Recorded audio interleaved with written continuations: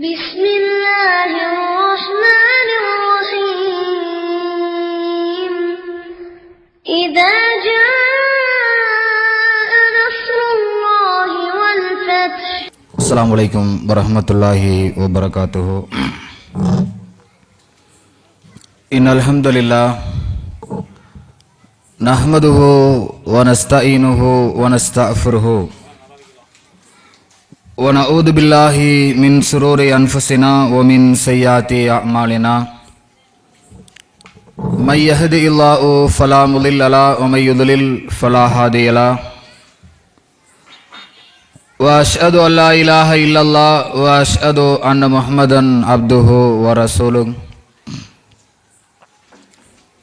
يا أيها الناس اتقوا ربكم الذي خلقكم من نفس واحدة وخلق منها زوجها وبث منهما رجالا كثيرا ونساء واتقوا الله الذي تساءلون به والأرحام إن الله كان عليكم رقيبا. يا أيها الذين آمنوا اتقوا الله حق تقاته ولا تموتن إلا وأنتم مسلمون. قال رسول الله صلى الله عليه وسلم إن أصدق الحديث كتاب الله وأحسن الهدي هدي محمد صلى الله عليه وسلم وكل أمور محدثاتها وكل محدثة بدعة وكل بدعة ضلالة وكل ضلالة في النار. அளவற்ற அருளாளனும் நிகரில்லாத பேரன்புடையவனுமாகிய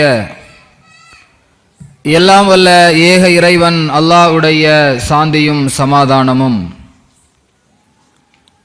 இந்த அகிலத்திற்கோர் அருள்கொடையாக வழங்கப்பட்ட அன்னலம் பெருமகனார் நபிகள் நாயகம் ஸல்லல்லாஹு அலைஹி வஸல்லம் அவர்கள் மீதும்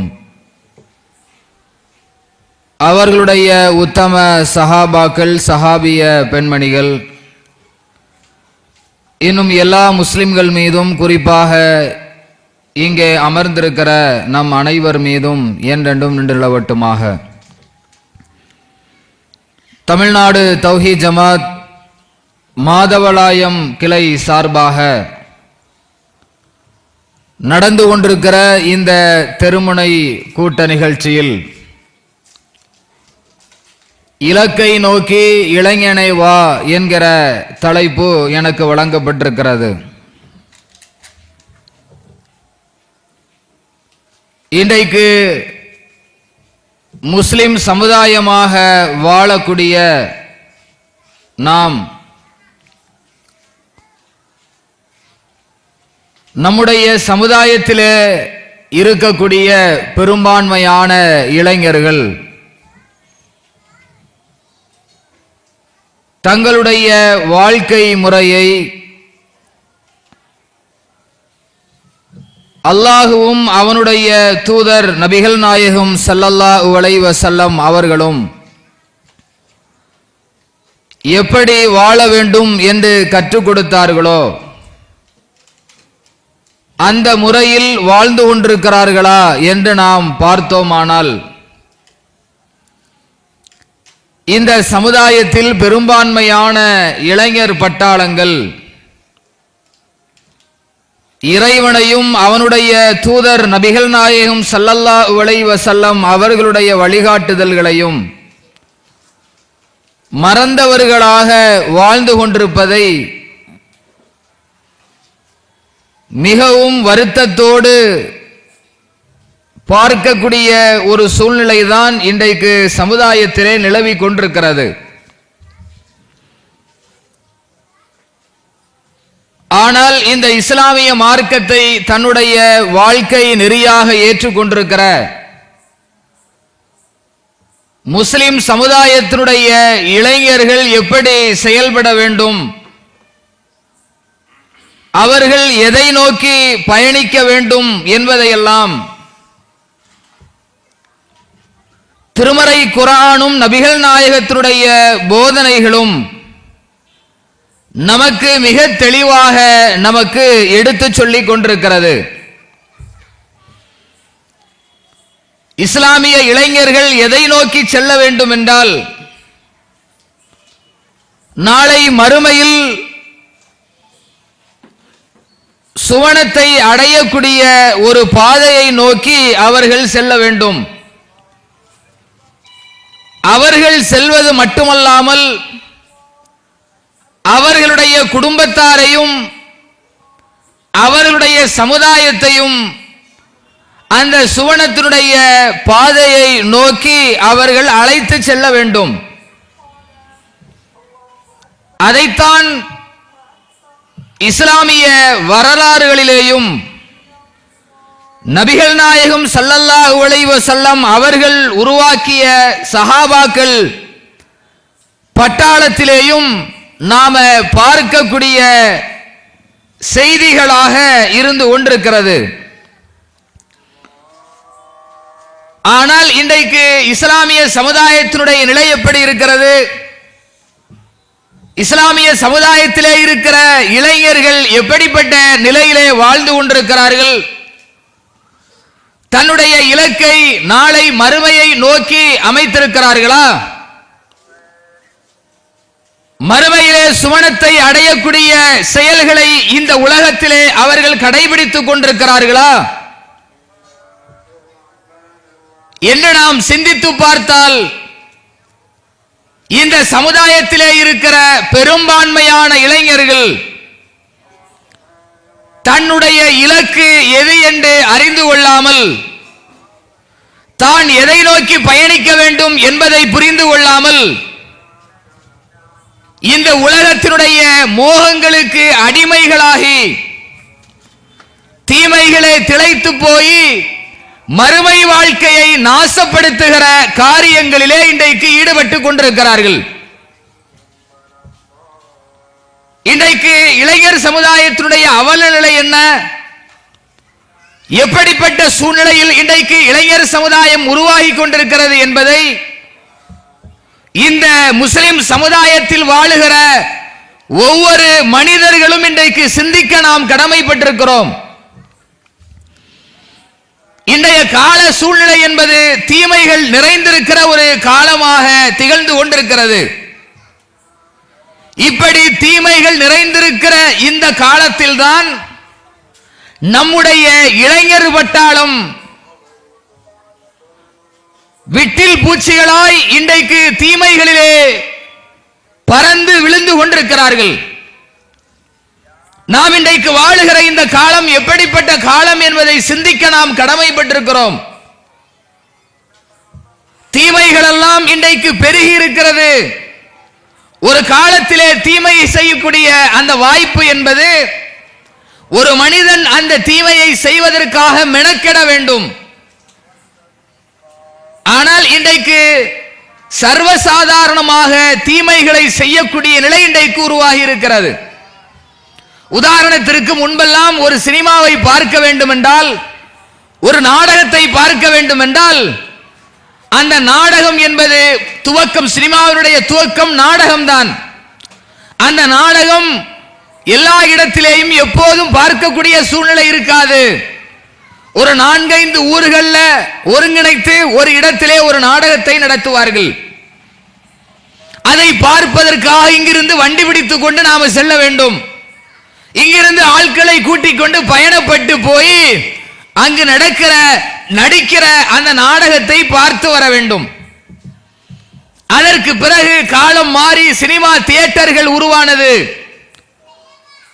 அதற்கு பிறகு காலம் மாறி வீடுகளிலே டிவிகள் மூலமாக பார்க்கக்கூடிய ஒரு சூழ்நிலை உருவானது.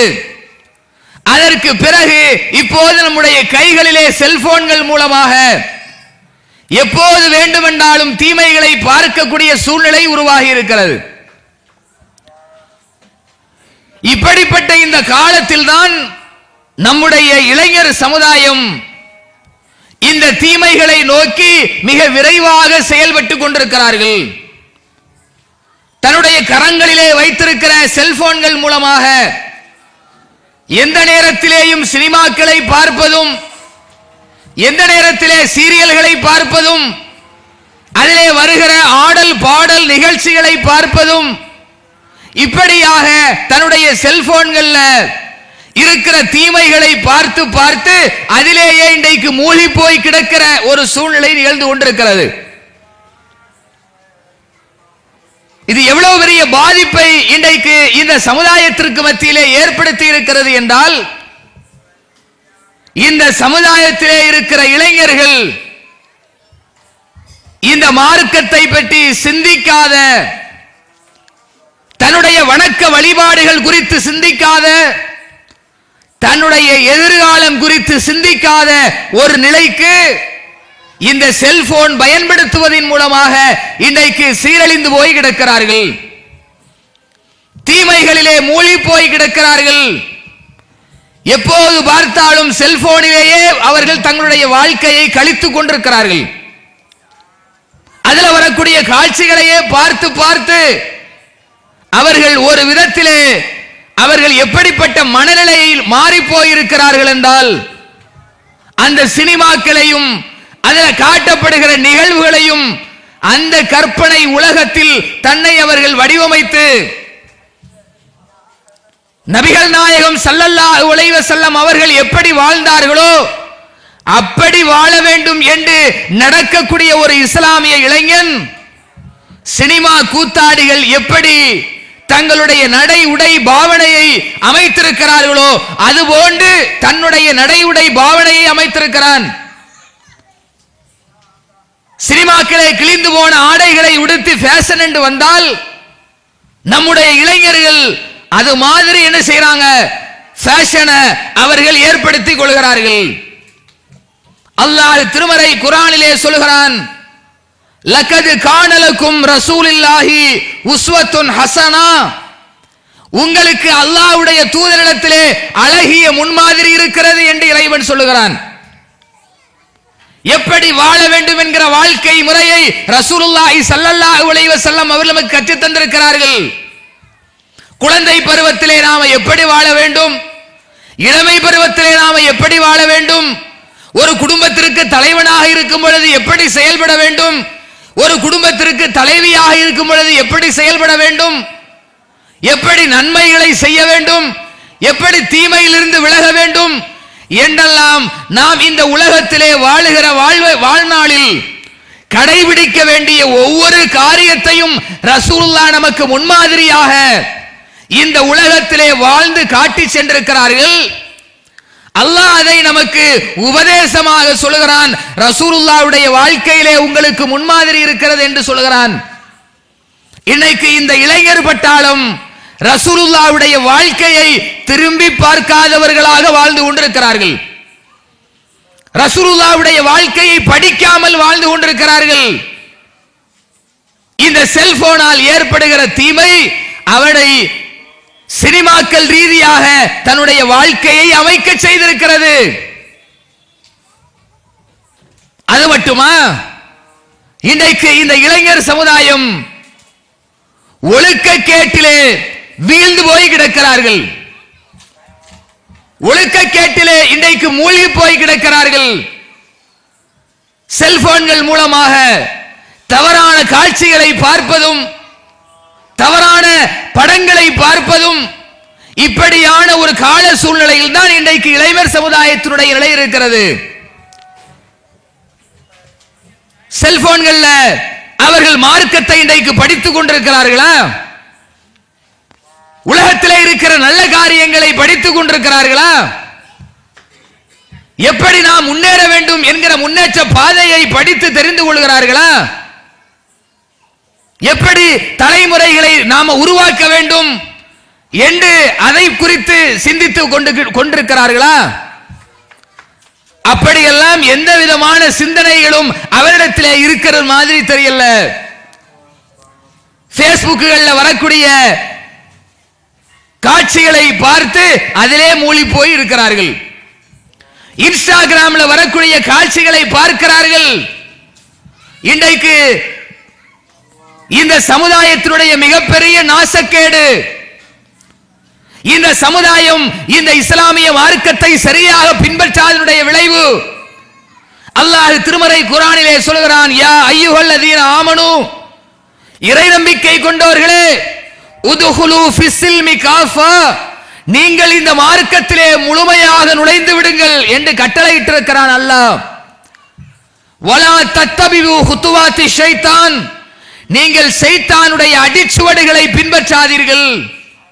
இன்னஹு லக்கும் மதுவும் முபீன், அவன் உங்களுக்கு பகிரங்கமான எதிரி என்று அல்லாஹ் சொன்னானே, நம்மை நோக்கி எச்சரித்தானே, அந்த எச்சரிக்கையை சரியாக காதிலே வாங்காதனுடைய விளைவு, இந்த மார்க்கத்தை சரியாக கடைபிடிக்காதனுடைய விளைவு, இன்றைக்கு இந்த இளைஞர் பட்டாளம் மார்க்கத்தை தெரிந்து கொள்ளாமல் இந்த சைத்தானால் விரிக்கப்பட்டிருக்கிற இந்த வலைகளிலே இன்றைக்கு போய் வீழ்ந்து கிடக்கிறார்கள், போய் மூழ்கி கிடக்கிறார்கள். சைத்தான் ஒவ்வொரு விதத்திலேயும் இந்த மனிதனை வழிகெடுத்துக் கொண்டிருக்கிற பல வலைகளை இன்றைக்கு விரித்து வைத்திருக்கிறான். அதில் மிக முக்கியமானதுதான் இந்த செல்போன் மூலமாக இந்த இளைஞர்கள் கெட்டு போறது, இன்ஸ்டாகிராம் மூலமாக கெட்டு போறது, இந்த ரீல்ஸ்கள் என்கிற பெயரிலே கெட்டு போகிறார்கள். முழுக்க முழுக்க தவறான காட்சிகளே இவற்றிலே முழுமையாக பரப்பப்பட்டு கொண்டிருக்கிறது. அதுல இன்னைக்கு மூழ்கி போய் தங்களுடைய வாழ்க்கையை சீரழித்துக் கொண்டிருக்கிறார்கள். ஆற்றல் மிகுந்த ஒரு இளமை பருவத்தை வீணடித்துக் கொண்டிருக்கிறார்கள். சிந்தனைகள் எல்லாம் அப்படியே மழுங்கி போய்விட்டது. அதுல வரக்கூடிய காட்சிகளை பார்த்து பார்த்து நாம எப்படி இந்த உலகத்திலே நாம வாழ வேண்டும், நம்முடைய கடமை என்ன, நமக்கு இருக்கிற பொறுப்பு என்ன, நாம் ஒவ்வொரு நிலைகளையும் தாண்டி எந்த விதத்திலே நம்முடைய வாழ்க்கை முறை அமைத்துக் கொள்ள வேண்டும், எந்த சிந்தனையும் இல்லை. நேரம் கிடைக்குதா செல்போனை பார்க்கிறது, வீட்டுல காலையில நேரத்திலையும் செல்போனை பார்க்கிறது, மதியான ஸ்கூலுக்கு போனாலும் அங்கேயும் செல்போனை பார்க்கிறது, ஒளித்து வைத்துக் கொண்டு அதை பார்த்து கொண்டிருக்கிறார்கள். வீடுகள்ல ரூம்ல போய் கதவை பூட்டி பூட்டி உள்ள உட்கார்ந்து செல்போனை பார்த்து கொண்டிருக்கிறார்கள். இரவு நேரத்தில் உம்மா அப்பா தூங்கியாச்சு, தூங்கினதுக்கு பிறகும் செல்போன்களையே பார்த்து கொண்டிருக்கிறார்கள். ஒவ்வொரு குடும்பத்திலேயும் சிந்தித்து பாருங்கள். இப்படிப்பட்ட நிலையில் நம்முடைய இளமை பருவத்தில் இளமை சமுதாயம் வளர்ந்து கொண்டிருக்கிறது. இவர்கள் எப்படி அடுத்த தலைமுறைகளை உருவாக்குவார்கள்? இந்த இஸ்லாமிய சமுதாயத்திலே இளைஞர்களுக்கு வழங்கப்பட்டிருக்கிற முக்கியத்துவம் என்ன? இளமை பருவம் என்பது எப்படிப்பட்டது? அல்லாஹ்வுடைய கொள்கையை தன்னுடைய உள்ளத்திலே ஆழமாக பதிய வைத்துக் கொண்டு அதை இந்த சமுதாயத்திலே எடுத்து சொல்லக்கூடிய மிக முக்கியமான ஒரு பருவம் இந்த இளமை பருவம். அல்லாஹ் திருமறை குர்ஆனில் பல நபிமார்களுடைய வரலாறுகளை சொல்லி காட்டுகிறான். அந்த நபிமார்கள் எல்லாம் இந்த ஏகத்துவ பிரச்சாரத்தை தன்னுடைய சமுதாயத்திற்கு எடுத்து சொன்ன வயது என்பது அவர்கள் இளைஞர்களாக இருக்கிற நிலையில் தான் எடுத்து சொன்னார்கள். வலம்மா பலக அசுத்தஹும், அவர்கள் தன்னுடைய இளமை பருவத்தை அடையும் பொழுது அவர்களுக்கு அல்லாஹ் வேதத்தையும் ஞானத்தையும் வழங்கினான். யூசுப் அலைஹிஸ்ஸலாம் அவர்கள் குறித்து அல்லாஹ் பேசுகிறான். மூசா அலைஹிஸ்ஸலாம் குறித்து அல்லாஹ் சொல்கிறான்.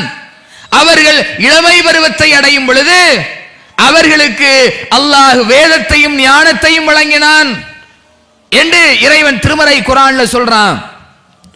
இப்ராஹிம் அலைஹிஸ்ஸலாம் அவர்களை பற்றி சொல்லும் பொழுது இப்ராஹிம் அலைஹிஸ்ஸலாம் அவர்கள் தன்னுடைய சமுதாயத்திலே இருந்த எல்லா விதமான அந்த இணைகற்பிப்பு காரியங்களை பார்த்து, சிலை வணக்க வழிபாட்டை பார்த்து அவர்கள் அதற்கு எதிராக அல்லாஹ் ஒருவனைத்தான் வணங்க வேண்டும் என்று சொன்னார்களே, அந்த பருவம் என்பது இளமை பருவம் என்று அல்லாஹ் திருமறை குர்ஆனிலே சொல்கிறான். அந்த சிலைகளை எல்லாம் இப்ராஹிம் அலைஹிஸ்ஸலாம் அவர்கள் தகர்க்கிறார்கள் தன்னுடைய சமுதாயம் இணை வைப்பு காரியத்தில் ஈடுபடும் பொழுது. அப்ப அந்த சமுதாயம் சொல்லுகிறது, இந்த காரியத்தை யார் செய்திருப்பார்கள் என்று கேட்கும் பொழுது, இன்னா ஃபத்தன் எதுக்குருகும், ஒரு இளைஞர் தான் நம்முடைய இந்த வணக்க வழிபாடு குறித்து விமர்சித்துக் கொண்டிருந்தார். யுகாலுலஹு இப்ராஹிம், அவருக்கு இப்ராஹிம் என்று பெயர் சொல்லப்படும். அந்த இப்ராஹிம் தான் இந்த காரியத்தை செய்திருப்பார், சிலைகளை உடைத்திருப்பார். அவர்தான் இந்த கொள்கையை விமர்சித்துக் கொண்டிருந்தார். ஒரே ஒரு கடவுளைத்தான் வணங்க வேண்டும் என்று சொல்லிக் கொண்டிருந்தார்.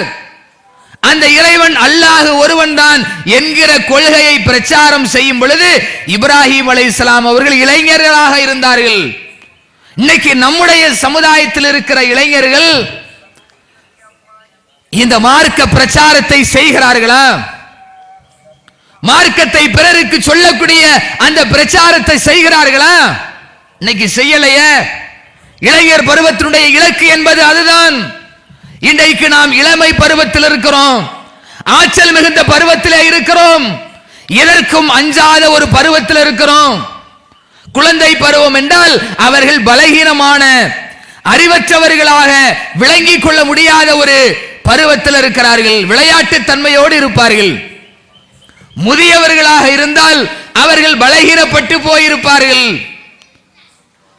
எதையும் செய்யக்கூடிய உடல் ஆற்றல் இல்லாதவர்களாக இருப்பார்கள். ஆனால் இளமை பருவம் என்பது எல்லாவற்றையும் துணிந்து செய்யக்கூடிய ஒரு ஆற்றல் மிகுந்த பருவம். உலகத்தில் பல வரலாறுகளை படைத்திருக்கிற எல்லா தலைவர்களையும் பாருங்கள். அந்த தலைவர்கள் இன்றைக்கு வரலாறுகளிலே மிளிர்ந்து கொண்டிருக்கிறார்கள் என்றால் அதற்கு காரணம் தன்னுடைய இளமை பருவத்தை அவர்கள் செம்மையாக ஒழுக்கத்தோடு சீரிய சிந்தனையோடு அவர்கள் வழிநடத்தினார்கள். அதனுடைய விளைவு இந்த உலகத்திலே உயர்ந்த தலைவர்களாக மாறினார்கள். இன்றைக்கு வாழுகிற இந்த சமுதாயத்தினுடைய சிந்தனை எப்படி இருக்கிறது? நீங்க சிந்தித்து பாருங்கள். இன்றைக்கு இந்த சமுதாயத்தை எப்படிப்பட்ட நிலையிலே இன்றைக்கு இந்த சினிமாக்கள் ஆக்கி இருக்கிறது என்றால்,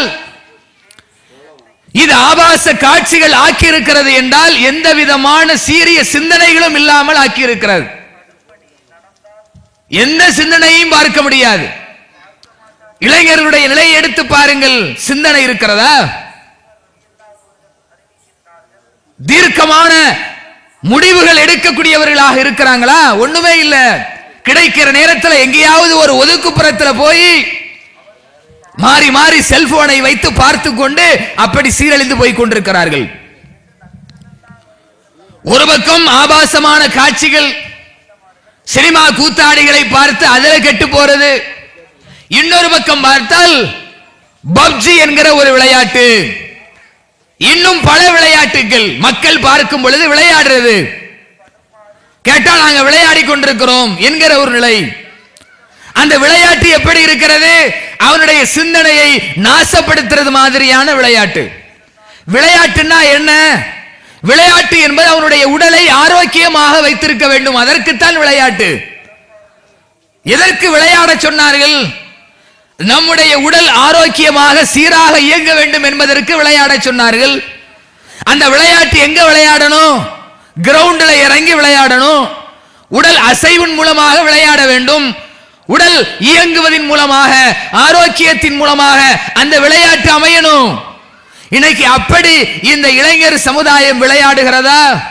அப்படிப்பட்ட விளையாட்டு எல்லாம் இன்றைக்கு கரைந்து குட்டிச்சுவராகி போய் கொண்டிருக்கிறது. இன்னைக்கு என்ன விளையாட்டு? செல்போன் மூலமாக விளையாட்டு. செல்போன்ல ஒவ்வொரு விளையாட்டுகளும் இன்னைக்கு புதிதாக அறிமுகப்படுத்தப்பட்டு கொண்டிருக்கிறது. அதுல என்ன செய்யறான்? குரூப்பா உட்கார்ந்து கொண்டு, அவன் இங்க உட்கார்ந்து கொண்டு, இன்னொரு வீட்டில் உட்கார்ந்து இருக்கிறான், அங்க உட்கார்ந்து கொண்டு இந்த இணையதளத்தின் மூலமாக விளையாடுகிறார்கள். அதுல என்ன விளையாட்டு? எதிரிகளை கொல்வது மாதிரி விளையாட்டு. எதிரிகள் தாக்க வருகிறார்கள், ஒவ்வொரு இடத்திலையும் பதுங்கி இருக்கிறாங்க, பல ஆயுதங்கள் இருக்கிறது. இந்த ஆயுதங்களை எடுத்துக்கொண்டு எதிரியை வீழ்த்த வேண்டும். எதிரி எங்கெங்க இருக்கிறான் அங்கெல்லாம் அவனை சுட்டு தள்ளணும். இப்படி விளையாடி கொண்டிருக்கிறார்கள். இதன் மூலமாக தன்னுடைய சிந்தனைகள் எல்லாம் இன்றைக்கு இழந்து கொண்டிருக்கிறார்கள். சிந்தனை முடங்கி போயிருக்குது. உடல் உழைப்பு இல்லாமல் சோர்வடைந்தவர்களாக இருக்கிறார்கள். அல்லாஹ்வுடைய தூதர் உடலுக்கு செய்ய வேண்டிய கடமையை நமக்கு செய்ய சொல்லி இருக்கிறார்கள். உடல் ஆரோக்கியத்திற்காக முக்கியத்துவம் வழங்கி இருக்கிறார்கள். ஆனா இன்னைக்கு இருக்கிற இந்த இளைஞர்கள் செய்யக்கூடிய இந்த காரியம், தன்னுடைய உடலுக்கும் எந்த உழைப்பும் இல்லை, தன்னுடைய சிந்தனையையும் மழுங்கடிக்க செய்யக்கூடிய ஒரு விளையாட்டாக இருக்கிறது. மூர்க்கத்தனமுடையவனாக மாறுகிறான்.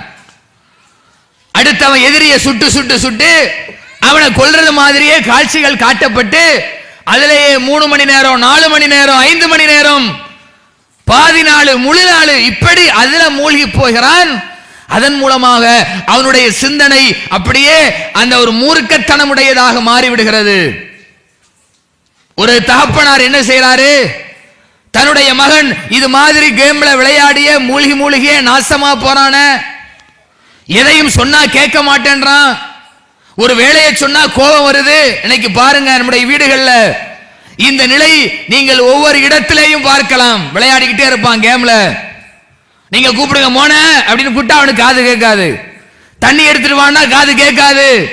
கடைக்கு போய் தக்காளி வாங்கிட்டு வா மோனா காது கேட்காது. 2 தடவை 3 தடவை கூப்பிட்டீங்கன்னா உங்களிடத்திலே எரிந்து விழ ஆரம்பிப்பான். சும்மா இருக்க முடியாதா, விளையாடிட்டு இருக்கேன் தெரியாதான்னு கேட்பான், கோபப்படுவான், ஆத்திரமடைவான். இந்த ஆத்திரம் எங்கிருந்து அவனுக்கு ஊட்டப்படுது? அவன் மூழ்கி போய் இருக்கிற இந்த விளையாட்டு தான் அவனை மூர்க்கத்தனமுடையவனாக மாற்றிக் கொண்டிருக்கிறது. அந்த தகப்பனார் செல்போன் அப்படிங்கிறாரு,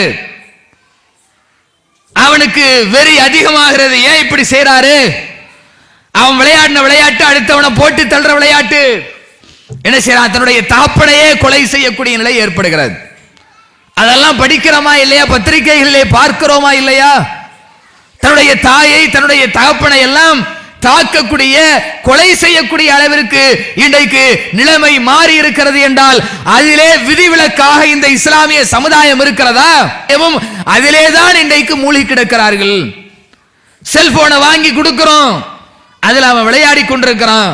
பல குடும்பத்திலையும் தாய்மார்கள் ஒவ்வொரு நாளும் கவலைப்பட்டு கண்ணீர் வெடித்துக் கொண்டிருக்கிறார்கள். மோவன் இப்படி இருக்கிறான, தொலை போக மாட்டேன்றான், ஓத மாட்டேன்றான், முழுக்க முழுக்க விளையாட்டிலேயே மூழ்கி போய் கிடக்கிறான் என்று அழுது புலம்பிக் கொண்டிருக்கிற ஒரு நிலைதான் இன்றைக்கு இஸ்லாமிய சமுதாயத்திலே நாம பார்க்கக்கூடிய காட்சியாக இருக்குது. அவனுடைய மூளை மட்டுமா மழுங்கி போகுது?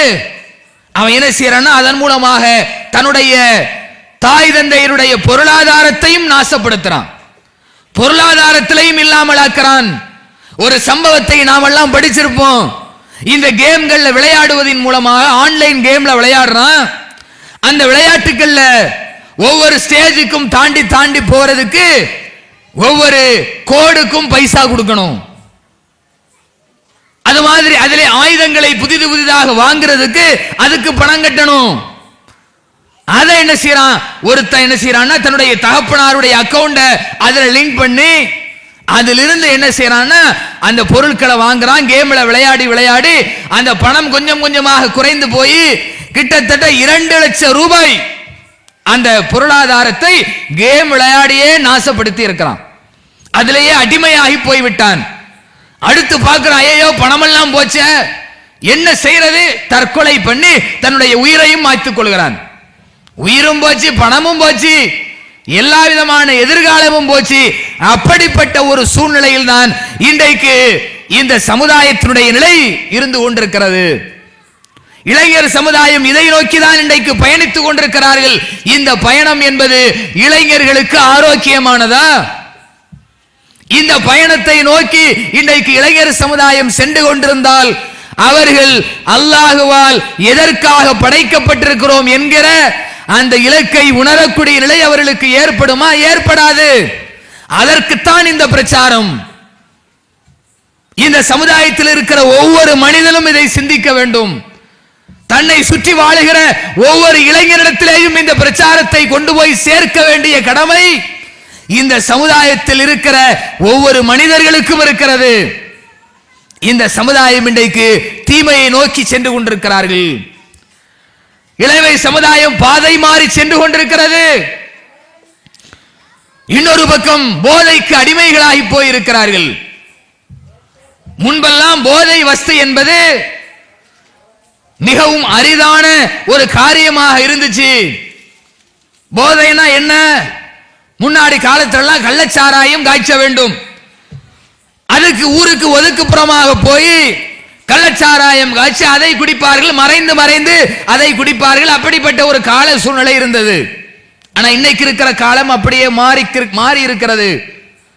எப்போது நவீன சாதனங்கள் இங்கே வளர்ந்ததோ, நவீன சாதனங்கள் இன்றைக்கு மிகப்பெரிய வளர்ச்சியை கண்டதோ, நவீன நாகரிக வளர்ச்சி இந்த உலகத்திலே உயர்ந்து நிற்கிறதோ, அந்த நேரத்தில் மனிதர்களுடைய நற்பண்புகள் எல்லாம் இன்றைக்கு கரைந்து குட்டிச்சுவராகி போயிருக்கிறது. மனிதன் முழுக்க முழுக்க தீமைகளுக்கே முக்கியத்துவம் கொடுக்கக்கூடியவனாக மாறிவிட்டான்.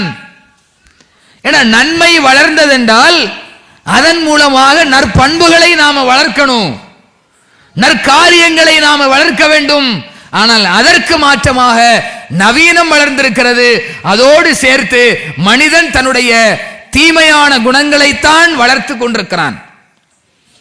ஒரு கட்டத்தில் கள்ளச்சாராயம் குடிச்சுக்கிட்டு இருந்தான், இன்னைக்கு அது ஒவ்வொரு கட்டத்திலையும் மாறி டாஸ்மார்க்குகளை ஒவ்வொரு பகுதியிலையும் அமைத்து கொடுத்து அப்படி இன்றைக்கு மது பழக்கத்திற்கு மக்களை அடிமையாக்கி, அதுபோன்று அடுத்தடுத்த நிலைகள்ல புதிதாக கண்டுபிடித்து ஒவ்வொரு காரியத்திலேயும் இன்றைக்கு மது போதைகளை இன்றைக்கு என்ன செய்யறாங்க, பயன்படுத்தி கொண்டிருக்கிறார்கள். இளைஞர் பட்டாளத்திற்கு மத்தியிலே போய் பார்த்தால் எதையெல்லாமோ பயன்படுத்தி இன்றைக்கு போதைகளுக்கு அடிமையாக இருக்கிறார்கள். ஒரு ஆற்றலோடு திகழ வேண்டிய இந்த இளமர் பட்டாளம் இன்னைக்கு கஞ்சாவுக்கு அடிமையாக இருக்கிறான், மது போதைக்கு அடிமையாக இருக்கிறான். எப்படிப்பட்ட மார்க்கத்தில் இருந்து கொண்டு இந்த மது ஹராம் என்று சொல்லப்பட்ட இந்த மார்க்கத்திலே இருந்து கொண்டு சஹாபாக்கள் எப்படிப்பட்ட நிலையில் இருந்தார்கள்? ஐயாமுல் ஜாஹிலியா என்கிற காலத்திலே வாழ்ந்த அந்த சஹாபாக்கள் இறைவனால் மது ஹராம் என்று சொல்லப்பட்ட நேரத்தில் இன்னல் ஹம்ர கது ஹுர்ரிமா அலைக்கும், இந்த ஹராம், இந்த மது என்பது உங்களுக்கு ஹராமாக்கப்பட்டு விட்டது என்கிற கட்டளை வந்த நேரத்தில் மதுவை பீப்பாயாக காய்ச்சி குடித்துக் கொண்டிருந்த அந்த அரபுலகத்து மக்கள் அல்லாஹ்வுடைய கட்டளை வந்தவுடனே அதை தூக்கி எறிந்து கொண்டு வீதிகளிலே போட்டு உடைத்து அந்த பழக்கத்தில் இருந்து மீண்டு தன்னை இஸ்லாத்திலே அர்ப்பணித்தார்களே, அந்த சமுதாயத்தின் வழியில் வந்த இந்த இளைஞர்கள், இந்த இளைஞர் சமுதாயம் இன்னைக்கு ஒவ்வொரு விதத்திலேயும் மதுவுக்கும் போதைக்கும் அடிமையாகி போய் கிடக்கிறார்கள், கஞ்சாவுக்கு அடிமைகளாக இருக்கிறார்கள். அதன் மூலமாக உடல் ஆரோக்கியத்தை இழந்து, சிந்தனைகளை இழந்து, சிந்தனை வெறியேறி போய் திரிகிறான். எந்த சிந்தனையுமே இருக்காது. கஞ்சா அடிக்கணும் அப்படிங்கிற ஒரு சிந்தனை மட்டும்தான், போதை கிடைக்கணும் அப்படிங்கிற ஒரு சிந்தனை மட்டும்தான், மது குடிக்கணும் அப்படிங்கிற ஒரு சிந்தனை மட்டும்தான். அதன் மூலமாக வன்முறை செயல்களிலே ஈடுபடக்கூடிய நிலை, யாரையும் மதிக்காத நிலை. இன்னைக்கு பாருங்க, இளைஞர் சமுதாயம் யாரையாவது மதிக்கக்கூடிய நிலையில் இருக்கிறார்களா? எப்படிப்பட்ட போதனைகளை நபிகள் நாயகம் நமக்கு சொல்லித் தந்தார்கள்? பிறரிடத்திலே மரியாதையோடு நடக்க வேண்டும் என்று சொல்லித் தரப்பட்ட மார்க்கம். எவன் பெரியவர்களுக்கு மரியாதை செய்யவில்லையோ அவன் நம்மை சார்ந்தவன் அல்ல. ரசூலுல்லாஹ் சொன்னாங்க,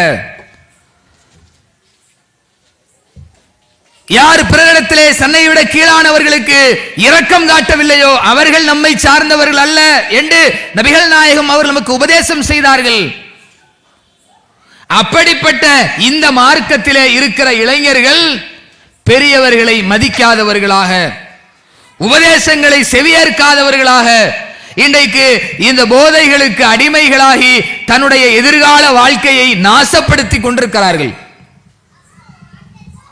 எதிர்கால வாழ்க்கையை சின்னாபின்னப்படுத்திக் கொண்டிருக்கிறார்கள். தன்னுடைய இலக்கு எது என்ன என்பதை மறந்து வாழ்ந்து கொண்டிருக்கிறார்கள். அது மாதிரி இளைஞர்களை அப்படி ஒரு நிலையிலே பார்க்கிறோம் என்றால், இளைஞர்களும் அதற்கு ஒத்த நிலையில் தன்னுடைய எதிர்கால வாழ்க்கையை சீரழித்துக் கொண்டிருக்கிறாங்க. முழுக்க முழுக்க சினிமாக்களிலே மூழ்கி, சீரியல்களிலே மூழ்கி, இன்ஸ்டாகிராமிலையும் பேஸ்புக்கிலையும் தங்களுடைய படங்களை பதிவேற்றுவதும், தங்களுடைய ஆடல் பாடல் நிகழ்ச்சிகளை பதிவேற்றுவதும், பரதாக்களை அணிந்து கொண்டு வெளி இடத்துல ஆடல் பாடல் நிகழ்ச்சிகளை பதிவிடுவதும் இன்னைக்கு முஸ்லிம் சமுதாயத்தில் இருக்கிற இளைஞர் பெண்மணிகளிடத்தில் பார்க்க முடியுதா இல்லையா? அந்நிய ஆண்களோடு பெண்களோடு சர்வசாதாரணமாக அந்நிய ஆணும் பெண்ணும் பேசக்கூடிய நிலை இன்னைக்கு உருவாகி இருக்கிறதா இல்லையா? ஒரு இறை நம்பிக்கை கொண்டிருக்கிற ஒரு இளைஞன் எப்படி செயல்படணும், ஒரு இறை நம்பிக்கை கொண்டிருக்கிற ஒரு பெண் எப்படி செயல்பட வேண்டும்? அல்லாஹ் திருமறை குர்ஆனிலே சொல்கிறான், குல்லில் முஃமினீன், ஒரு இறை நம்பிக்கை கொண்டிருக்கிற இறை நம்பிக்கையாளரிடத்தில் நபியே நீங்கள் சொல்லுங்கள், யகுல்லு மின் அபுசாரிஹிம், தங்களுடைய பார்வையை தாழ்த்தி கொள்ளுமாறு நீங்க கட்டளையிடுங்கள் என்று அல்லாஹ் சொல்கிறான். வயஹ்ஃபது ஃபுரூஜஹும், அவருடைய கற்பை பேணி பாதுகாக்க வேண்டும் என்று நீங்கள் சொல்லுங்கள், கட்டளையிடுங்கள். தாலிக அஸ்காலஹும், அதுதான் அவர்களுக்கு பரிசுத்தமானது என்று அல்லாஹ் சொல்றான். ஒரு இறை நம்பிக்கைக்கு ஒரு இடத்துல பெண்ணிடத்திலே சொல்லுங்கள், பார்வையை தாழ்த்திக் கொள்ள வேண்டும், கற்பை பேணி பாதுகாத்துக் கொள்ள வேண்டும் என்று இறை நம்பிக்கை கொண்டிருக்கிற பெண்ணிடத்திலே சொல்லுங்கள் என்று அல்லாஹ் திருமறை குர்ஆன்ல கட்டளையிடுறான். இந்த கட்டளையை இந்த இளைஞர் சமுதாயம் இன்றைக்கு உள்ளத்தில் நிறுத்தி இருக்கிறதா? பார்வையை தாழ்த்த வேண்டும். இன்னைக்கு ஒரு இளைஞன் தன்னுடைய பார்வையை தாழ்த்தி இருக்கானா? ஒரு இளைஞை தன்னுடைய பார்வையை தாழ்த்தக்கூடிய விஷயத்துல எப்படிப்பட்ட நிலையில் இருக்கிறாள்? சர்வசாதாரணமாக அந்நிய ஆண்களை பார்க்கிறது, அந்நிய பெண்களிடத்திலே பேசுறது, அந்நிய பெண்களிடத்திலே தங்களுடைய சேட்டிங் மூலமாக வாட்ஸ்அப் மூலமாக இப்படியெல்லாம் இன்றைக்கு நவீன கலாச்சாரத்திலே சீரழியக்கூடிய நிலை பெண்களிடத்திலேயும் இன்றைக்கு இருக்கிறது.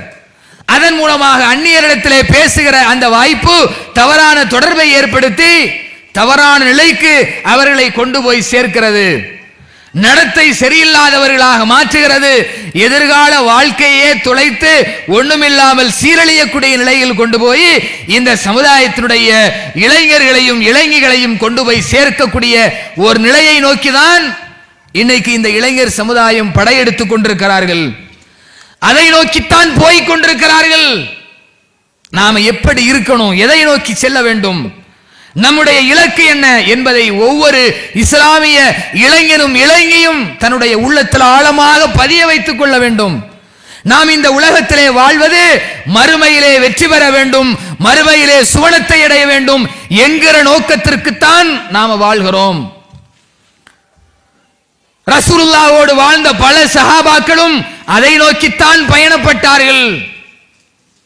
ரசூலுல்லாஹ்வுடைய வாழ்க்கையில இளைஞர்களுடைய நிலையை பார்க்கிறோம். இப்னு உமர் ரலியல்லாஹு அன்ஹு அவர்கள் அல்லாஹ்வுடைய தூதரிடத்திலே வந்து உஹது போர்க்களத்திலே கலந்து கொள்ள வேண்டும் என்று அனுமதி கேட்கிறார்கள். அனுமதி ரசூலுல்லாஹ் கொடுக்கல.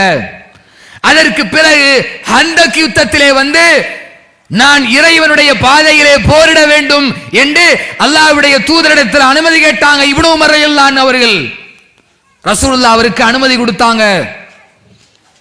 சஹாபாக்கள் எந்த நிலையில தன்னுடைய சிந்தனை அமைத்திருக்கிறார்கள் என்று பாருங்கள். பள்ளிவாசலோடு இன்றைக்கு இருக்கிற இளைஞருடைய தொடர்பு என்ன? ஒரு இளைஞனுடைய இலக்கு எப்படி இருக்க வேண்டும் என்றால் பள்ளிவாசலோடு அவனுடைய தொடர்பை அவன் ஏற்படுத்த வேண்டும். இப்னு உமர் ரலியல்லாஹு அன்ஹு அவர்களை வீட்டில் அவங்க இல்லைன்னா அவங்க இருக்கிறது பள்ளிவாசல்ல இருப்பாங்க. அவர்களை பள்ளிவாசலிலே காணலாம். இன்னைக்கு இருக்கிற ஒரு இளைஞனை பள்ளிவாசல்ல பார்க்க முடியுமா? இன்னைக்கு நம்முடைய சமுதாயத்தில் இருக்கிற பள்ளிவாசல்கள்ல இளைஞர்களை நாம பார்க்க முடியுமா என்றால் பள்ளிவாசல்ல பார்க்க முடியாது. எங்க பார்க்கலாம்?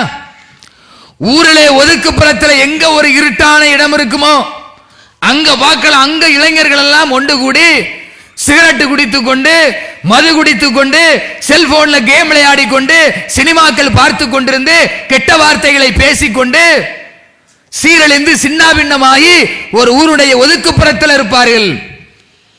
இதுதான் ஒரு இஸ்லாமிய சமுதாயத்தினுடைய இலக்கா? இப்படித்தான் ஒரு முஸ்லிம் இளைஞன் இந்த உலகத்தில் வாழணுமா? எப்படிப்பட்ட ஒரு மோசமான ஒரு நிலையிலே நாம் இருக்கிறோம் என்பதை சிந்திக்க வேண்டும்.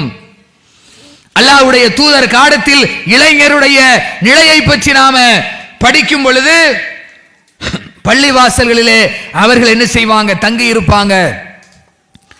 பள்ளிவாசல்களிலே குர்ஆனை படித்துக் கொண்டிருப்பார்கள்.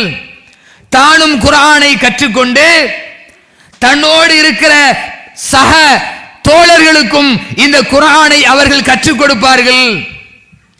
பகல் நேரங்களிலே என்ன செய்வாங்கன்னா, வெளியில போய் எதையாவது ஒரு வேலையை செய்து அதன் மூலமாக கிடைக்கக்கூடிய அந்த ஊதியத்தை கொண்டு வந்து பள்ளிவாசலிலே திண்ணை தோழர்களாக இருக்கிற அஸ்ஹாபு சுஃபா என்று சொல்லுகிற திண்ணை தோழர்களுக்கு உணவளிக்கக்கூடியவர்களாக இருந்தார்கள்.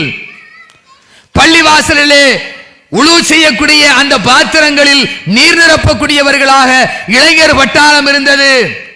குர்ஆனை ஓதக்கூடியவர்களாக இருந்தார்கள், காரிகளாக இருந்தார்கள். குர்ஆனை ஓதக்கூடிய காரிகளாக இருந்தாங்க. இன்னைக்கு நம்முடைய சமுதாயத்தில் இருக்கிற இளைஞர்கள் குர்ஆனை ஓதக்கூடிய நிலை இருக்குதா? ரொம்ப குர்ஆனை விட்டும் தூரமாக போயிருக்கிறார்கள். குர்ஆனை தன்னுடைய வாழ்க்கையிலே படிக்கிறார்களா இல்லையா என்பதே தெரியாத அளவிற்கு இன்றைக்கு செல்போனிலே மூழ்கி போய் குர்ஆனை விட்டும் தூரமாய் போயிருக்கிறார்களே. இந்த சமுதாயம் நாளை மறுமையை அடையும் பொழுது அவர்களுடைய மறுமை நிலை என்ன? சமுதாயம் சிந்தித்திருக்கிறோமா? எப்படி மறுமையிலே இவர்கள் அல்லாஹ்விடத்திலே கேள்வி கணக்குக்கு முன்னால் நிற்பார்கள்? இப்படி மிகப்பெரிய ஒரு அவல நிலையை நோக்கித்தான் சென்று கொண்டிருக்கிறார்கள். இஸ்லாத்திலே இளைஞர்களுக்கு வழங்கப்பட்ட முக்கியத்துவம் என்பது மிக உயர்ந்த ஒரு அந்தஸ்தை இஸ்லாம் வழங்கி இருக்கிறது. மிக உயர்ந்த ஒரு மதிப்பை இந்த இளைஞர்களுக்கு அல்லாஹ் வழங்கி இருக்கிறான். எந்த நேரத்தில் நீ உன்னுடைய இளமை பருவத்தை அல்லாஹுவை வணங்குவதிலேயும் அவனுக்கு வணக்க வழிபாடுகள் செய்வதிலேயும் அவனுடைய மார்க்கத்தை நீயும் படித்து இந்த சமுதாயத்திற்கு எடுத்துச் சொல்வதிலேயும் நீ உன்னுடைய இளமை பருவத்தை அமைத்தால் உனக்கு நாளை மறுமையில் மிகப்பெரிய அந்தஸ்து இருக்கிறது.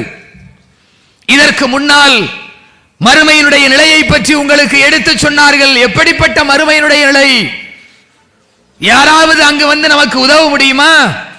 அல்லாஹ் சொல்கிறான், யௌமுன், அந்த நாள் என்பது எந்த விதமான பலனும் பிற மனிதனுக்கு நாம செய்ய முடியாது. அந்த நாளை பற்றி அல்லாஹ் திருமறை குர்ஆனிலே சொல்கிறான், வத்தகு யௌமன் துர்ஜஊன ஃபீஹி இலல்லாஹ். ஒரு நாளை அஞ்சிக் கொள்ளுங்கள், அந்த நாளில் நீங்கள் அல்லாஹ்விற்கு முன்னால் நிறுத்தப்படுவீர்கள். அந்த நாளை நீங்கள் அஞ்சிக் கொள்ளுங்கள் என்று அல்லாஹ் சொல்றான். அந்த நாள் படுபயங்கரமான ஒரு நாள். இந்த உலகத்திலே ஒரு மனிதன் வாழ்ந்து அந்த வாழ்க்கையிலே எந்த முறையில் வாழ்ந்திருக்கிறான் என்கிற வாழ்க்கையினுடைய விசாரணையினுடைய நாள். அந்த வாழ்க்கை நல்ல வாழ்க்கையாக இருந்தால் அவன் சுவனத்திலே நிம்மதி பெற்று வாழக்கூடிய ஒரு மறுமை நாள். அந்த வாழ்க்கை நாளிலே அவன் தீமை செய்திருந்தால் அவன் மறுமை நாளில் அதற்கு தண்டனையாக நரகத்திலே போய் விழக்கூடிய அந்த நாள். அந்த நாளை இந்த இளைஞர் பட்டாளம் இன்றைக்கு தன்னுடைய சிந்தனையில ஏற்படுத்தி இருக்கிறதா? அந்த நாளில் தான் இந்த இளைஞர்களுக்கு அல்லாஹ் மிகப்பெரிய கண்ணியத்தை வழங்குறான். எந்த இளைஞர்களுக்கு? நபிகள் நாயகம் சொன்னார்கள், சபாத்துன், 7 நபர்கள், யுதில்லுஹுமுல்லாஹு யௌமல் கியாமா, மறுமை நாளிலே அல்லாஹ் அவர்களுக்கு நிழல் கொடுக்கிறான். 7 நபர்களுக்கு அல்லாஹ் நிழல் கொடுக்கிறான். அந்த 7 நபர்களில் ஒரு சாரார் யாருன்னா, ஷாபுன், இளைஞர்கள். ஒரு இளைஞன் நஷாஃபி இபாதத்தி ரப்பி, தன்னுடைய இறைவனுடைய வணக்க வழிபாட்டில் எந்த இளைஞன் மூழ்கி திளைத்தானோ, வணக்க வழிபாட்டிலே கவனம் செலுத்தினானோ, அந்த இளைஞனுக்கு மறுமை நாளிலே அல்லாஹ் அந்த அரிசினுடைய நிழலை வழங்குவான். எவ்வளவு பெரிய அந்தஸ்தை வழங்குறான். இன்றைக்கு இந்த இளைஞர் சமுதாயம் இதை உணர வேண்டும். நாம எந்த பாதையை நோக்கி போய்கிட்டு இருக்கிறோம்? நம்முடைய பாதை இன்னைக்கு எதை நோக்கி சென்று கொண்டிருக்கிறது? இந்த நிலையிலே நமக்கு மரணம் வந்து விட்டால் மறுமையினுடைய நிலை நமக்கு என்னவாகும்? அல்லாஹ் நமக்கு விசாரணை நடத்துவானே, உன்னுடைய இளமை பருவத்தை எப்படி கழித்தா என்று கேட்பானே. நாம என்ன பதிலை அல்லாஹ்வுக்கு முன்னாடி நாம சொல்ல போறோம்? உலகத்திலே மற்ற இளைஞர்கள் எப்படி வேண்டுமென்றாலும் இருந்து விட்டு போகட்டும். இந்த இஸ்லாத்தை கடைபிடிக்கக்கூடிய, தன்னை முஸ்லிமாக அடையாளப்படுத்துகிற ஒரு முஸ்லிம் எப்படி தன்னுடைய வாழ்வை அமைக்கணும்? அவனுடைய இலக்கு எப்படி அமைய வேண்டும்? மறுமையை நோக்கி அமைய வேண்டாமா? தான் இந்த இஸ்லாத்தை கடைபிடிப்பதின் மூலமாகத்தானே அவன் திருமணத்தை அடையும் பொழுது தன்னுடைய மனைவியை இந்த இஸ்லாத்தை கடைபிடிக்கக்கூடியவளாக அவன் உருவாக்க முடியும். அவர்கள் இருவரும் சேர்ந்து தன்னுடைய பிள்ளையை இஸ்லாத்தை கடைபிடிக்கக்கூடியவராக உருவாக்க முடியும்.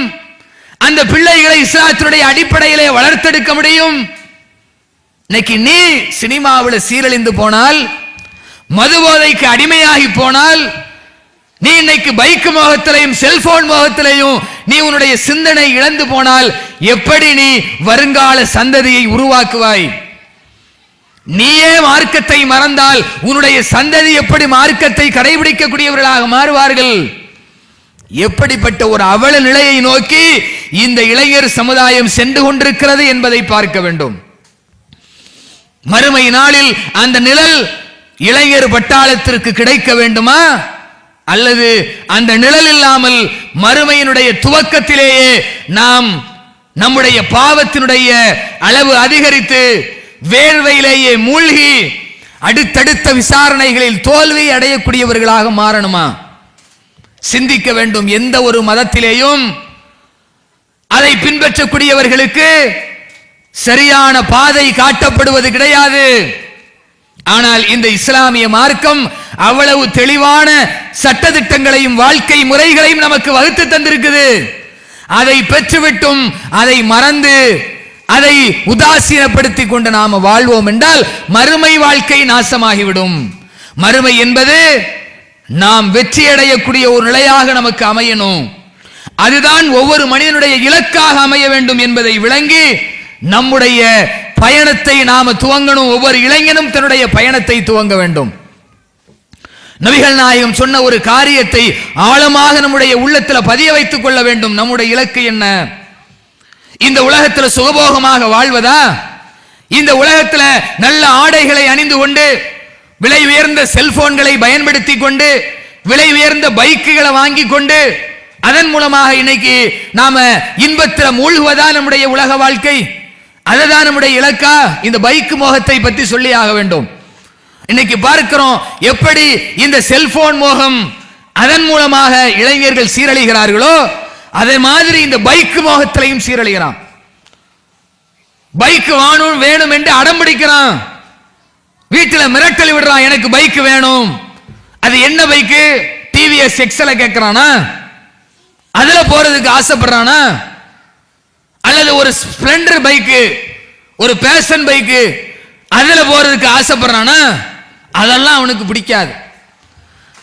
அவன் என்ன பைக்கில் போகணும்னு ஆசைப்படுறான்? எப்படி பஸ்ஸுகள்ல செமி ஸ்லீப்பர் வச்சிருப்பாங்க பாருங்க, அது மாதிரி பைக்கில் இன்னைக்கு செமி ஸ்லீப்பர் இருக்குது. பஸ்ல எப்படி இருக்கும்னா இப்படி இருக்கும், இந்த மாதிரி படுத்துக்கு இப்படி இருக்கும். பைக்கில் எப்படி இருக்குது? இப்படி குத்தர இருக்கும், செமி ஸ்லீப்பர். அப்படிப்பட்ட பைக்குகளை இன்னைக்கு வாங்கணும், கடுமையான வேகத்தில் போகக்கூடிய பைக்குகளை வாங்கணும் என்று சொல்லி அதை வாங்கி என்ன செய்யறான்? அதில் தலைதெறிக்க இன்றைக்கு சென்று கொண்டிருக்கிறார்கள். முதியவர்கள் ரோட்ல போகும்போது பயப்படுறாங்க, பெண்கள் பயப்படுகிறார்கள், சரு சருன்னு போய்கிட்டு இருக்கிறான். போகக்கூடிய நேரத்தில் அவனுக்கு என்ன உள்ளத்துல தோணுது? நாம கடுமையான வேகத்தில் போகணும், நாம இந்த வேகத்தில் போய் எங்கேயாவது மோதினால் நம்முடைய உயிருக்கு ஆபத்து வருமே, அதையெல்லாம் சிந்திக்கிறதே இல்லை. அப்படி சிந்திக்காமல் அந்த மோகத்தில் இருக்கிறான். பெற்றோர்களும் பிள்ளை கேட்கிறான்னு இந்த பைக்குகளை வாங்கி கொடுக்கிறாங்க. கொடுத்து விட்டு பல இடங்களிலே பெற்றோர்கள் கண்ணீர் வடித்துக் கொண்டிருக்கிறார்கள். ஏன்? போன வேகத்தில் பல பேர் விபத்துக்குள்ளாகி மரணித்து போயிருக்கிறார்கள். எதிர்காலம் என்ன ஆகிறது? தாயும் தகப்பனும் எதற்காக பிள்ளைகளை பெற்று வளர்க்கிறார்கள்? அவனுக்கு கடமை இருக்குது, பொறுப்பு இருக்குது. வயதான காலத்தில் நம்மை பாதுகாக்க வேண்டிய கடமை இருக்குது. இதையெல்லாம் அவன் உணராமல் இந்த மோகத்தில் மூழ்கி போய் பைக்கை வாங்கி கொண்டு வேகமாக போறான். அதுல போய் என்ன செய்யறான்? பிறரையும் சாகடிக்கிறான். பல பேர் வேகமா போய் பிறரை என்ன செஞ்சிருவான்? அடிச்சு தூக்கி சாவடிச்சிருவான். பல பேர் என்ன செய்யறான்? போய் தானும் விழுந்து தன்னுடைய உயிரையும் மாய்த்துக் கொள்கிறான். இப்படி ஒவ்வொரு நிலையிலேயும் நாம இன்னைக்கு இந்த மோகத்தில் உலகத்தில் இருக்கிற ஆடம்பர வாழ்க்கைக்கு நாம் இன்னைக்கு ஆசைப்பட்டு மார்க்கத்தை இழந்து வாழ்ந்து கொண்டிருக்கிறோமே, நாமெல்லாம் நபிகள் நாயகத்தினுடைய ஒரு உபதேசத்தை நம்முடைய உள்ளத்தில் ஆழமாக பதிய வைக்கணும். ரசூலுல்லாஹி ஸல்லல்லாஹு அலைஹி வஸல்லம் அவர்கள் தன்னுடைய வீட்டிலே ஈச்சம்பாயிலே படுத்திருந்தார்கள். அப்படி படுத்திருக்கும் பொழுது அந்த ஈச்சம்பாயினுடைய அந்த நார்கள் ரசூலுல்லாஹ்வுடைய முதுகிலே வடுகாக பதிகிறது. சஹாபாக்கள் கேட்டார்கள், யா ரசூலல்லாஹ், இப்படி உங்களுக்கு இந்த வடுகாக இந்த பாயில நீக்க படுக்கும் பொழுது இப்படி அச்சு விழுத இது பதிகிறது, இதற்கு மீது ஒரு விரிப்பை நான் உங்களுக்கு விரித்து தரட்டுமா? ஒரு விரிப்பை நாங்க உங்களுக்கு ஏற்படுத்தி தரட்டுமா? அதன் மூலமாக உங்களுடைய முதுகலை இப்படி படியக்கூடிய நிலை ஏற்படாதே அப்படின்னு கேட்கிறாங்க. அப்ப ரசூலுல்லாஹ் கேட்டாங்க, மாலி வலி துன்யா, எனக்கும் இந்த உலகத்திற்கும் என்ன இருக்கிறது? நான் இந்த உலகத்திலே எப்படிப்பட்ட நிலையில் வாழ்கிறேன் என்றால், ஒருவன் ஒரு பயணத்திலே அவன் சென்று கொண்டிருக்கும் பொழுது வழியிலே ஒரு மரத்தை பார்க்கிறான். அந்த மரத்திலே அவன் ஓய்வெடுக்கிறான். ஓய்வெடுத்து முடித்துவிட்டு அந்த மரத்தை விட்டு அவன் கிளம்பி சென்று விடுகிறான். இந்த நிலைதான் எனக்கும் இந்த உலகத்திற்கும் உண்டான நிலை. என்னுடைய இலக்கு என்பது மறுமையினுடைய இலக்கு. அதை அடைவதற்காக அல்லாஹ் இந்த உலகத்தில் என்னை ஏற்படுத்தி இருக்கிறான். அந்த உலகத்தில் நான் என்ன செய்கிறேன்? என்னுடைய மறுமை வாழ்க்கைக்காக வேண்டி இந்த உலகத்தில் வாழ்ந்து கொண்டிருக்கிறேனே தவிர, இந்த உலகத்திலே தங்கி இருப்பதும் இந்த உலகத்தில் இருக்கிற வசதி வாய்ப்புகளை எல்லாம் அடைந்து கொண்டு நான் இதுல சுகபோகமாக வாழ்வதும் என்னுடைய இலக்கு கிடையாது. ஒரு வழிபோக்கன், இந்த ஊர்ல இருந்து இன்னொரு ஊருக்கு போறோம், பஸ்ல ஏறி உட்கார்றோம். இங்கிருந்து சென்னை போகணும்னா என்ன செய்வாங்க? இடையில திருச்சியில ஒரு இடத்துல நிப்பாட்டுவாங்க. நிப்பாட்டி கொஞ்ச நேரம் அதுல என்ன செய்வாங்க? யூரின் போறக்கூடியவங்க போய்க்கிடுவாங்க, டீ குடிக்க வேண்டியவங்க குடிச்சுக்கிடுவாங்க, சாப்பிட வேண்டியவர்கள் சாப்பிடுவார்கள். கொஞ்ச நேரத்தில் அடுத்த பஸ் எடுத்துருவாங்க, கிளம்பி போயிட்டே இருக்க வேண்டியதான். இது மாதிரி தான் உலகத்தினுடைய நிலை. அந்த இடத்துல போய் உட்கார்ந்து எனக்கு அங்க வீடு கட்டணும், அங்க இடம் வாங்கணும் அப்படின்னு எவனாவது சிந்திப்பானா? சிந்தித்தால் உடைய இலக்கு நாசமாகிவிடும், போய் சேர முடியாது. அந்த இலக்கு தான் எனக்கு. இன்னொரு கட்டத்திலே உமரெல்லாம் அவர்கள் கேட்டார்கள், யா ரசூலல்லாஹ், இதோ கைசர் கிஸ்ராவுடைய மன்னர்களை பாருங்கள், எப்படிப்பட்ட ஒரு மிக உயர்ந்த ஒரு வாழ்க்கையில வாழ்ந்து கொண்டிருக்கிறார்கள். இளைஞர்கள் இதை சிந்திக்க வேண்டும். எப்படிப்பட்ட சுகபோகமான வாழ்க்கையில இந்த மன்னர்கள் வாழ்ந்து கொண்டிருக்கிறார்கள். நீங்க சொல்லுங்க, உங்களுக்கு இந்த உலகத்தினுடைய அந்த வசதிகளை நாங்க ஏற்படுத்தி தரட்டுமான்னு கேட்டாங்க. அப்ப ரசூலுல்லாஹ் கேட்டார்கள், உமர் அவர்களே, உங்களுக்கு தெரியாதா? வலஹுமுத் துன்யா வலனல் ஆகிரா, இந்த இறை மறுப்பாளர்களுக்கு இந்த உலகம் என்பதும் நமக்கு நாளை மறுமை என்பதும் உங்களுக்கு தெரியாதா? எப்படிப்பட்ட உபதேசம் என்று பாருங்கள். இந்த உலகத்திலே வாழக்கூடிய சுகபோகமாக வாழக்கூடியவர்களுக்கு மறுமையினுடைய நிலை இல்ல. ஆனால் அல்லாஹுவை நம்பிக்கை கொண்டு அவன் சொன்ன அடிப்படையிலே இந்த உலகில் வாழ வேண்டும், நபிகள் நாயகம் அவர்கள் கட்டளையிட்ட அடிப்படையிலே இந்த உலகத்திலே வாழ வேண்டும் என்று வாழக்கூடிய முஸ்லிம்களுக்கு மறுமைதான் இலக்கு என்று தெரியாதா என்று ரசூலுல்லாஹ் கேட்டார்களே. இந்த கேள்வி ஒவ்வொரு இஸ்லாமியனுடைய இளைஞனுடைய உள்ளத்திற்கும் சென்றடைய வேண்டும். நீ எதை நோக்கி போய்கிட்டு இருக்கிற? உன்னுடைய மறுமை இலக்கு என்ன? நீ எதை நோக்கி உன்னுடைய பயணம் இருக்குது? நீ மறுமையில எந்த நிலையிலே அல்லாஹ்வுக்கு முன்னாடி நிக்கிறதுக்கு இந்த உலகத்தை தயார்படுத்தி வச்சிருக்கிற என்கிற கேள்வியை நாம கேட்கணும். அப்ப இதையெல்லாம் உணர்ந்து இதுதான் நம்முடைய இலக்கு, மறுமைதான் நம்முடைய இலக்கு. அல்லாஹ் திருமறை குர்ஆனிலே சொல்கிறான், இன்னல்லதீன ஆமனு வ அமிலுஸ் சாலிஹாத், யார் நம்பிக்கை கொண்டு நல் அமல்கள் செய்கிறார்களோ, லஹும் ஜன்னாத்துன் தஜ்ரி மின் தஹ்திஹல் அன்ஹார், அவர்களுக்கு தான் நாளை மறுமையிலே சுவனம் இருக்கிறது, அவற்றிற்கு கீழாக ஆறுகள் ஓடக்கூடிய அந்த சுவனம் இருக்கிறது. வலஹும் அஸ்வாஜுன் முத்தஹரா, அவர்களுக்கு தான் தூய்மையான துணைகள் இருக்கிறார்கள், அவர்களுக்கு தான் அங்கே அல்லாஹ் ரிஸ்கை அல்லாஹ் வழங்க இருக்கிறான். வஹும் ஃபீஹா காலிதூன், அதிலே அவர்கள் நிரந்தரமாக இருப்பார்கள் என்று இறைவன் திருமறை குர்ஆன்ல சொல்றான. அதுதான் நம்முடைய இலக்கு. அதை நோக்கித்தான் ஒவ்வொரு இளைஞர் சமுதாயமும் புறப்பட வேண்டும். இளைஞர்களும் புறப்பட வேண்டும். இறைவனை முதல்ல நம்பிக்கை கொள்ள வேண்டும். இஸ்லாத்தை முழுமையாக விளங்கி அதை படித்து உணர வேண்டும். அதற்கு பிறகு நல் அமல்களை செய்ய வேண்டும். தொழுகை நிலைநாட்ட வேண்டும். நோன்பை பிடிக்க வேண்டும். பிறருக்கு தான தர்மங்களை வழங்க வேண்டும். இந்த இஸ்லாத்தை பிறருக்கு எடுத்துச் சொல்ல வேண்டும். அப்படி எடுத்துச் சொல்லி தன்னுடைய சமுதாயத்தையும் குடும்பத்தையும் அப்படி உருவாக்க வேண்டும். அவர்களுக்கு அல்லாஹ் மறுமையிலே மிகப்பெரிய கூலி இருக்கிறது என்று சொல்லுகிறான்.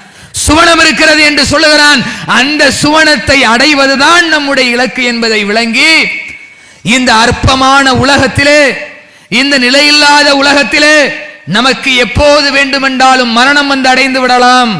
அந்த மரணம் வரக்கூடிய நிலையில் நாம் சீர்கேட்டிலே இருப்போம் என்றால், இறைவனை மறந்து வாழ்வோம் என்றால், தீமைகளிலே மூழ்கி போயிருப்போம் என்றால் நம்முடைய மறுமை வாழ்க்கை நாசமாகிவிடும் என்பதை உணர்ந்து கொண்டு அந்த மரணம் வருவதற்கு முன்னால் நம்முடைய இலக்கை சரி செய்து கொண்டு நம்முடைய செயல்பாடுகளை அல்லாஹ் சொன்ன அடிப்படையிலேயும் அவனுடைய தூதர் காட்டிய அடிப்படையிலேயும் அமைத்துக் கொண்டு நல்லவர்களாக, பண்பாளர்களாக, இஸ்லாத்தினுடைய கொள்கைகளையும் கோட்பாடுகளையும் ஆழமாக பற்றி பிடித்துக் கொண்டு அதை நோக்கி எதிர்கால சந்ததிகளை உருவாக்கக்கூடிய ஒரு நிலையில் இந்த சமுதாயத்தினுடைய இளைஞர்கள் உருவாக வேண்டும். அவைதான் அவர்களுக்கு நாளை மறுமையிலே பாதுகாப்பளிக்கும், அல்லாஹ்விடத்திலே கண்ணியத்தை அளிக்கும், அல்லாஹ்விடத்திலே சுவனத்தை பெற்றுத்தரக்கூடியதாக அமையும் என்பதை இளைஞர்களும் விளங்கிக் கொள்ள வேண்டும். இந்த சமுதாயத்திலே இருக்கிற ஒவ்வொரு பெரியவர்களும் இளைஞர்களும் விளங்கிக் கொண்டு அதை நோக்கி நாம பயணிப்போம். அதை நோக்கி நம்முடைய இளைஞர் பட்டாளத்தை உருவாக்குவோம். அப்படிப்பட்ட இறையச்சம் மிக்கவர்களாக முஸ்லிம் சமுதாயம் உருவாக வேண்டும் என்று கேட்டுக்கொண்டு இந்த உரையை முடித்துக் கொள்கின்றேன். வாஹிரு தவானா அனில் ஹம்துலில்லாஹி ரப்பில் ஆலமீன். அஸ்ஸலாமு அலைக்கும் வரஹ்மத்துல்லாஹ்.